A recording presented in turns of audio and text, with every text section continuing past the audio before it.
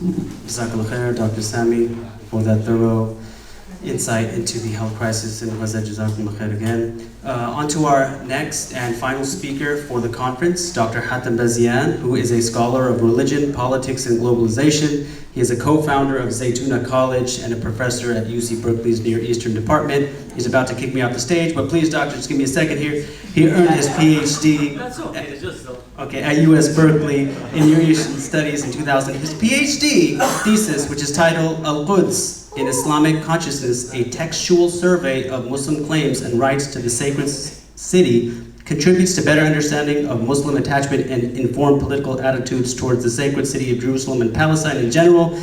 Dr. Bazian is a leading advocate and academic on the Palestinian cause, and today he will be enlightening us on the decolonization of Palestine. However, I like to briefly just view the man as, when it comes to this whole, the Palestinian cause, he's like the Tony Stark of this thing, like the Iron Man. MashaAllah. Dr. Hatem Bazian.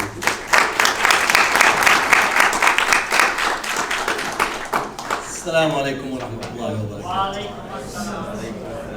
barakatuh. I have to record everything I say because as evidence from our opposition, because usually they record everything I say. And there's no such thing as not being on the record. Bismillah ar-Rahman ar-Rahim wa salatu wa salamu ala khair al-mursaleen wa ala alihi wa sahbihi ajma'in. The talk today is about decolonizing Palestine. But in order for us to begin the question of decolonization, we have to understand what is colonization, because you cannot decolonize something that you don't understand what it is. So colonization is centered on 7 elements that we need to understand. One, colonization was a global phenomenon. Meaning that if you lived in the world in 1914, 85% of the world's surface was a colony. Either you were a subject of the British, the French, the Dutch, the Portuguese, right, the Belgium, and therefore your experience was influenced by the colonies or the colonial powers that have colonized you. The British used to say that they are the power or the empire that the sun never sets upon. And now we know that Great Britain is no longer great, and they have to go down to Greece to get a suntan, right?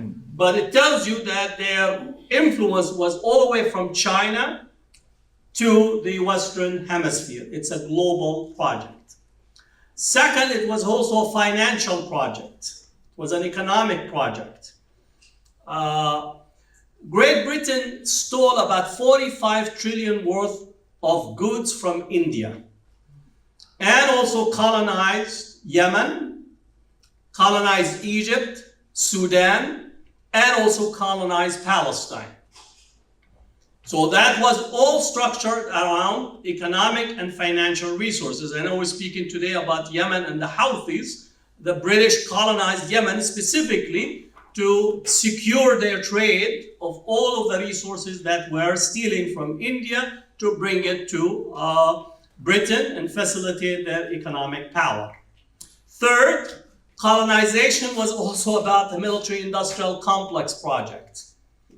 As we are witnessing the destruction of Gaza militarily, much of the weapons that Israel have used on Gaza and the Palestinians often are marketed as being battle-tested, meaning that they market the experimentation on Palestinians, just as the United States marketed their weapons experimentation in Afghanistan and in Iraq and in other places. And you cannot speak about colonization without speaking about the military-industrial complex and the power that was vested in that project.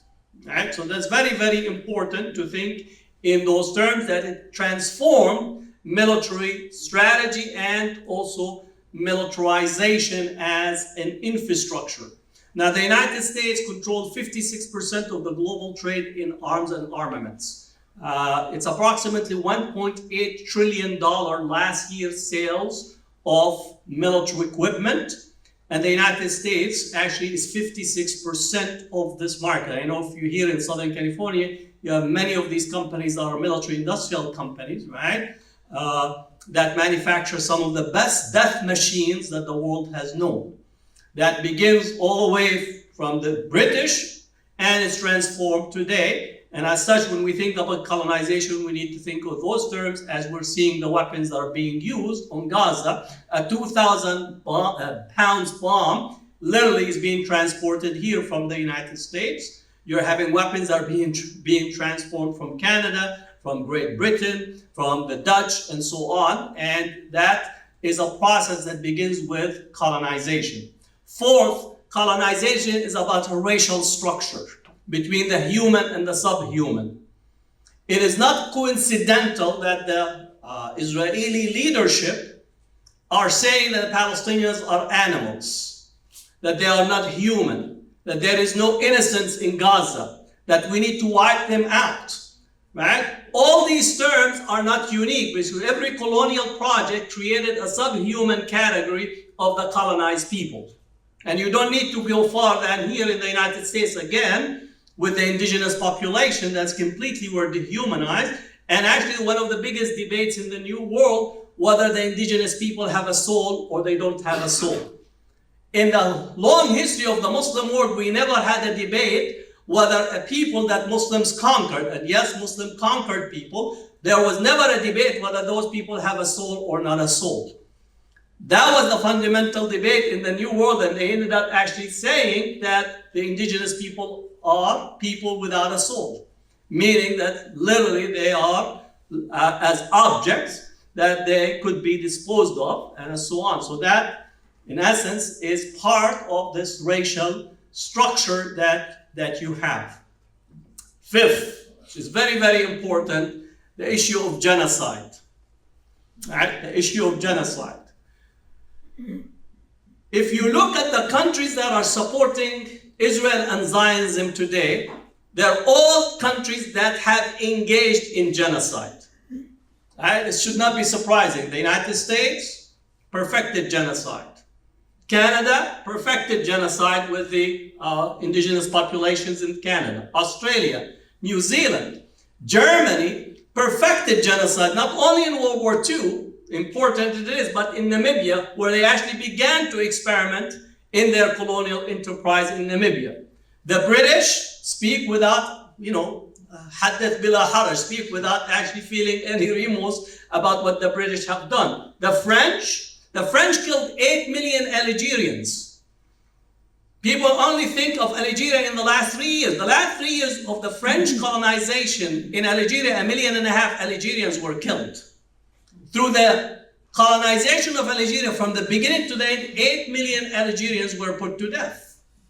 Now the level of sickness of the French that they used to decapitate the heads of Algerian resistance and take it and exhibit it in the Museum of Man in France.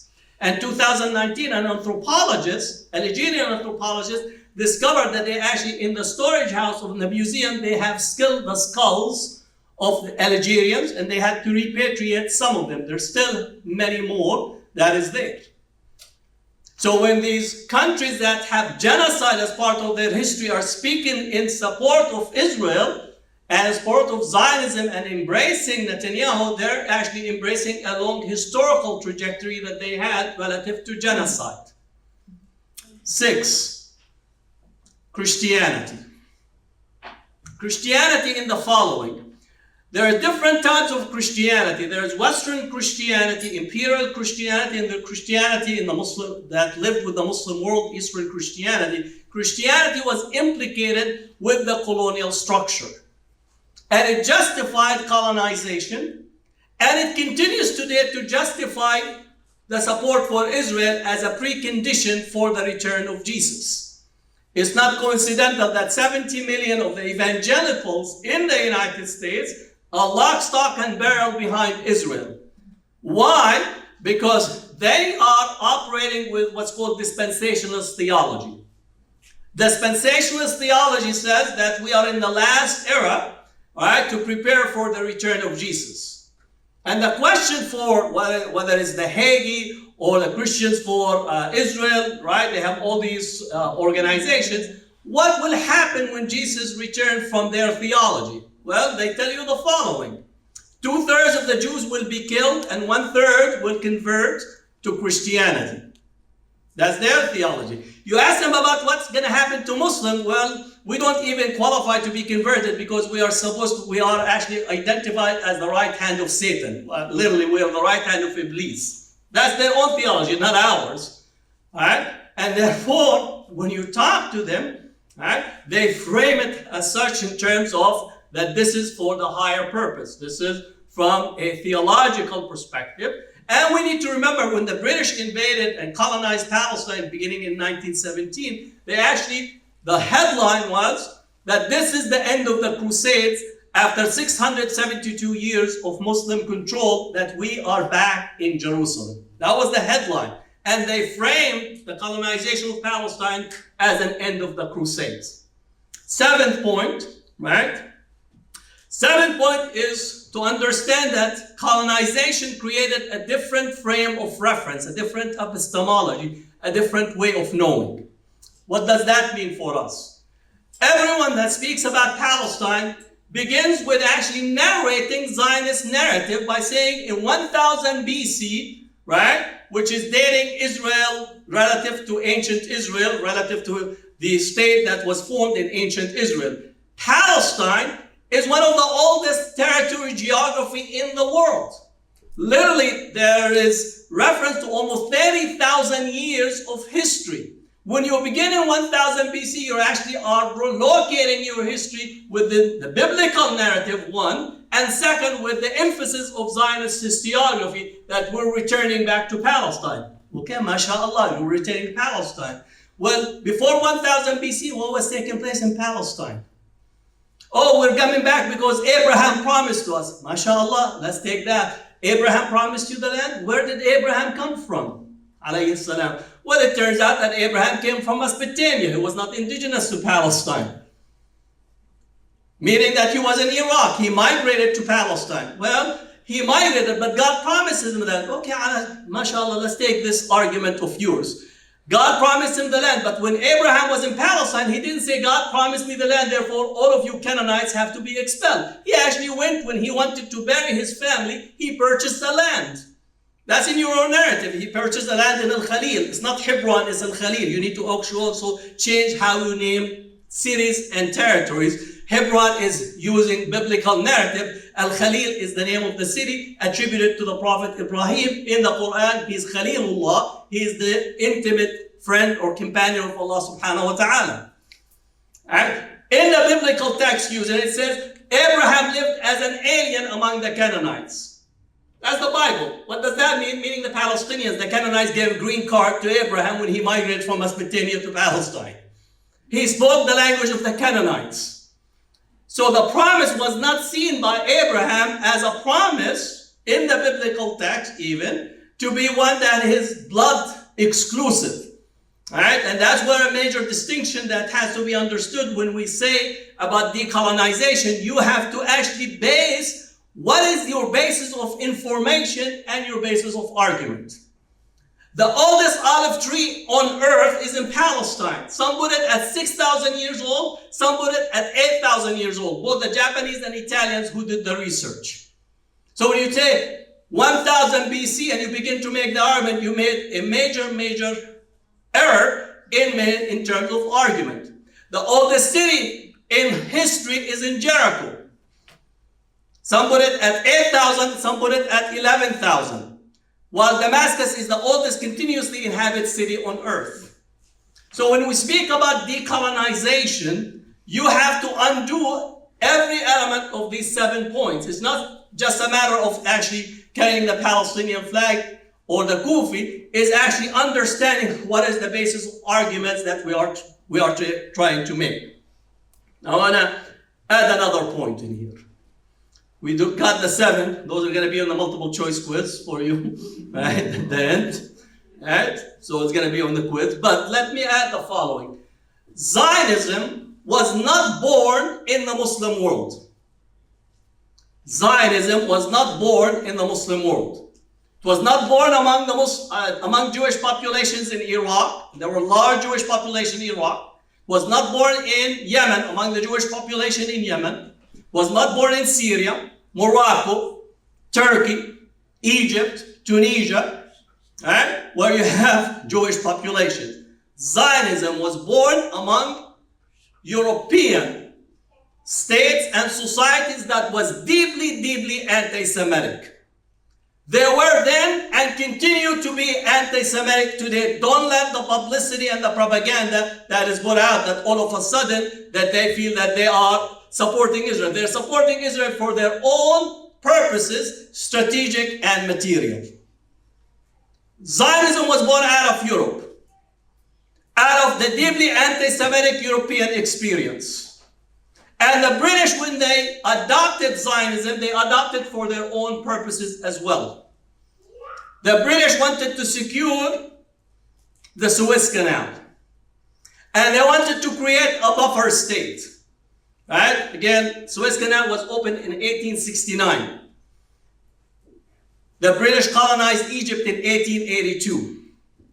And again, if you are a person that, like the British, who were literally pillaging every colonial possession, they wanted to secure whatever they're stealing from India and passing through the Suez Canal. They were thinking, one, the Ottoman might actually come down and retake over Palestine, Egypt, and as such, they might undermine the British trade. They also were worried about the Tsarist Russia, which had also its own ideas. So they wanted a buffer state where they would strike two camels with one stone, not two birds with one stone. One is they were deeply anti-Semitic, including Balfour himself. You actually transport Jews out of Europe, in particular England and others. And the second, you secure your trade right there in the Suez Canal. So that was the British framework. Now, the British had two problems that they were always articulating. One is the Jewish question, deeply anti-Semitic, and the second, what they call the Eastern question. The Jewish question, anti-Semitism. The Eastern question is about the Muslims. Right? They call it the Eastern question, and then later 19th century, early 20th century, was how to deal with the sick man of Europe.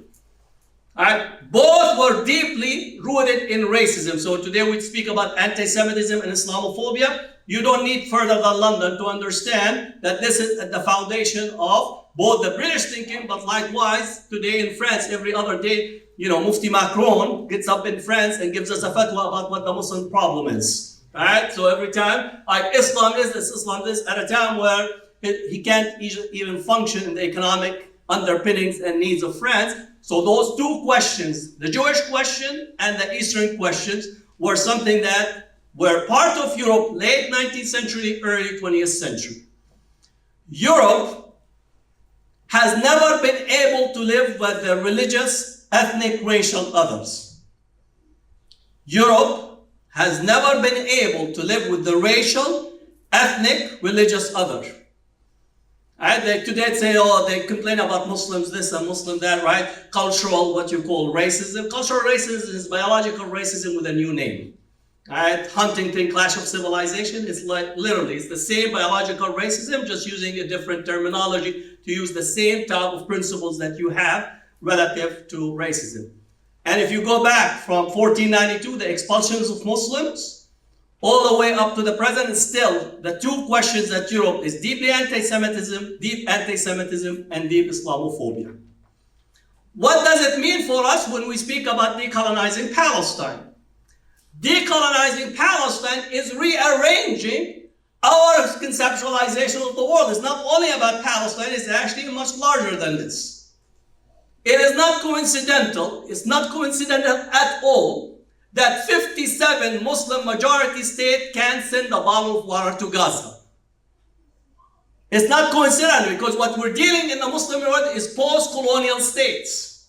These are the political, cultural, economic elites that they were suckled at the bosom of colonization, and today they are still beholden to establishing and maintaining the colonial structure. We think just because we have a flag and we have what you call a national anthem and we have a stamp that we lick and put on the envelope, even though that's no longer the case, And we think that because we have ambassadors and we participate in the United Nations, mashallah, we have independent states. What we have is post-colonial states. Post-colonial states means colonial military is out for the most part, but the politics is colonial, educational system is colonial, the economy is colonial, the racial structure of the society is colonial, and we take our tawaf for Hajj in London, Paris, and Washington, D.C., rather than actually doing the tawaf in Mecca mentally. Each one of us within the Arab Muslim world, we are still in a post-colonial frame. We still have not actually entered the basic steps of decolonization. Again, if you look at all of our elites in the Muslim world, where they're educated, mostly it's the London School of Economic of Nothingness. All right? Or Sorbonne influence of Prada and Louis Vuitton meaning. All right? Or the Harvard School of taking everything and making nothing for other people. All right? That's how you get your position. Again, either you have been, if you're part of the British colonial experience, the French colonial experience, or the post-American domination, that's where our elite is. Ask about where is our main military leadership are trained. Right? Again, one time I went to give a Friday khutbah at Monterey, and I look and I'm beginning to give the khutbah. Everybody have the same haircut. I thought that maybe they had a discount, right? That everybody has the same haircut. I'm just like, it's strange. Everybody had the same cut. It turned out, again, this is our military from a certain number of Muslim countries that they're coming to be trained. Right? And these were the officer corps. Again, I did not hold back because somebody says I'm from Nablus, so it's like I get knafe and then I get up and give a speech. if I don't say it, then they will withhold knafe from me, and that's basically a major disaster. Right? So where is our military trained? Right? Across the Muslim world. Again, either the United States, France, England, and so on, depending on where they are at. Think about where is our economy, where our main influence and social patterns. So we are a post-colonial states that is still dominated by our colonial motherlands, or the United States that now dominate much of the world. Right? I don't know if you followed the news. As the United States extended military support for Israel, most of the pre-positioned supplies came out from the US bases in the region. And the United States has bases throughout the region. And I don't know if you noticed when the Iraqis attacked a US base in Jordan, this was, for me, it was both funny and sad simultaneously. The US State Department said our base in Jordan was attacked. The Jordanians said, we don't have US bases. It was in Syria's side of the border, because they don't admit that there is actually 8 US bases in Jordan. So the Jordanians said it did not. So I said, most likely it's in Mars, because that's where Elon Musk in there, and because that was their framing. So in the region, right, there are about 40 US bases. And that's where the supplies for pre-positioned equipment and supplies. And now we know for a fact that Israel is being supplied by getting the shipping coming through United Arab Emirates, and then going through Saudi Arabia, mashallah, to be blessed with the Holy Land, right? And then goes to Jordan with the Hashemite kingdom, from a relative all the way back to the descendants of, lineage to the Prophet ﷺ, and then goes to through the northern bridge to enter into Israel. We thought that there'd be water coming to Gaza or Bandora, tomatoes that were being sent to Israel. But long and behold, it actually was aiding the Israelis rather than aiding the Palestinians. So part of the problem, yes, it is part of the problem is Zionism in Israel, but part of the problem is also the weakness of the Muslim world, because it's still in a post-colonial state. And the best work on this is actually not coming from the Muslim world. Some of the best critique of the colonial period and post-colonial is coming from Latin America. It is not surprising to see President Lula from Brazil is leading the effort.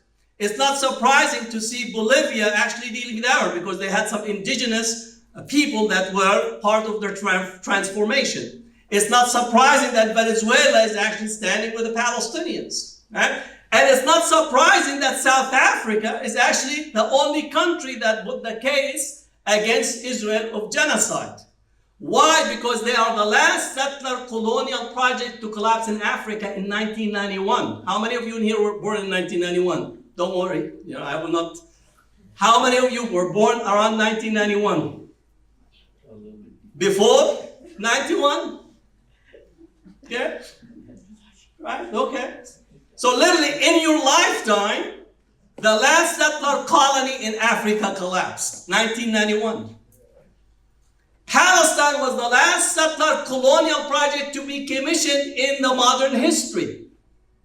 So the fact that the last settler colony in Africa collapses in 1991, and we still have a settler colonial project in Asia today, should not get us to lose hope, but actually to be optimistically, firm that we will see a free Palestine and decolonize Palestine. That's how we need to think. I want you to also understand why South Africa is important. Nelson Mandela was sent, actually before that, apartheid in 1948 was set up. The first prime minister of a foreign country to visit Israel was the Prime Minister of South Africa that visited Israel immediately after the Nakba. Important. Zionism was inspired and actually thinking of South Africa as a model for how to expel the Palestinians. Because apartheid and settler colonialism always does two things, sometimes in succession, sometimes together, sometimes actually in prolonged period. Genocide and transfer. South Africa, South Africa apartheid did this. Genocide and transfer. They transferred the black population into these, what you call, black homelands. And allowed them to administer their own affairs, but under the guise of the South African apartheid system. 1964, Nelson Mandela is sent to jail. All right? Just for you to understand the history. It was the PLO, the Palestinian Liberation Organization, that took care of Nelson Mandela's family while he's in jail. Okay? Just to understand. And then the ANC was being trained by the Palestinians in Algeria, in Lebanon, right? And also were trained in Mozambique by Palestinians. On the other hand, Israel was facilitating relations with South Africa. They brought the global embargo on the sales of weapons to South Africa. In 1978, they aided the South African government in developing its nuclear program. And they were lobbying the United States not to actually go harsh on South Africa, so much so that even the week before Nelson Mandela was sent to jail, the United States was still actually working with what's called constructive engagement policy, meaning we're not going to actually sanction South Africa. And up to 2008, Nelson Mandela was declared in the United States as a terrorist, as an individual who's a terrorist, not to be allowed into the US. They had to actually remove this in 2008, even though he visited as an exception after he actually was released from jail. So South Africa, anti-apartheid, when they're looking at the Palestinian, they're looking at the Palestinian as being part of their struggle for liberation of South Africa, not they're giving us what you call a token of support. They're actually seeing as a fundamental part of their struggle that they're expressing in this, which is something that cannot be said about the Arab countries, because of Arab countries, these are the children of Sykes-Picot that are running and ruling the Arab world. And part of the condition of accepting to be in a leadership position post-World War I is that you had to accept the permanency of the creation of the State of Israel beginning in 1917. Okay, you need to read your history. You need to read that there was an acceptance of Zionism post-1917. as the Paris conference that took place to deal with the post-Ottoman territories. Right? The Hashemite signed and accepting and recognizing Zionism as early as 1922. If you don't read the book Collusion Across the Jordan River to understand these relationships that were structured at that time. If you don't understand your history and you don't read it, how are you actually going to be advocating for something that you don't know? Which is part of our insanity. Palestine is an information-intensive cause because your opposition is 24/7, just sending one propaganda after the other, and you begin to go after the propaganda rather than actually sticking specifically to the facts. So, let me conclude with the following, which is something for us not to do. Many who try to advocate for Palestine begin to engage in trying to negate what happened in World War II relative to the Holocaust. And that is what you call for me is a compounded ignorance. Why? Because again, the Holocaust, the destruction that has been visited upon the Jewish population in Europe is European history, and it's German history, and it's European doing, not your doing. And there is nothing for you to deny the pain of another people as a way to affirm Palestinian rights and Palestinian history. More importantly, many of us don't even have the details about World War II. So you begin to argue as a way to try to deny somebody else's pain as a way, almost as a taunting strategy, rather than a firm strategy of what takes place. Hitler have done the same, right, for Europe, that Europe has been doing across the global south for years. Right? So it's not that you are not understanding European history. Belgium, right, King Leopold killed 50% of the Congo population. Right?